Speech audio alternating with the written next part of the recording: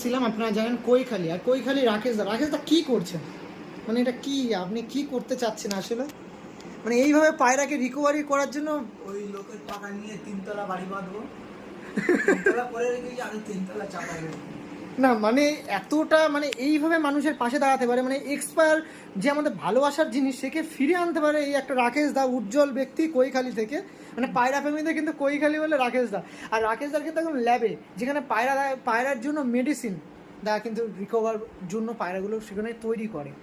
তো অসংখ্য ধন্যবাদ একজন কবুতর প্রেমী হিসেবে আমিও জানাচ্ছি, কারণ এত পায়রাকে রিকভার করছেন তার জন্য অসংখ্য ধন্যবাদ। কারণ আপনাকে যেন বেশি বেশি মানুষ ভালোবাসা জানায়, কারণ একটা ভালোবাসার জিনিসকে আপনি রিকভার করছেন। একদম বন্ধুরা আশীর্বাদ করবেন, ছোট ভাইকে মাথায় হাত দিয়ে।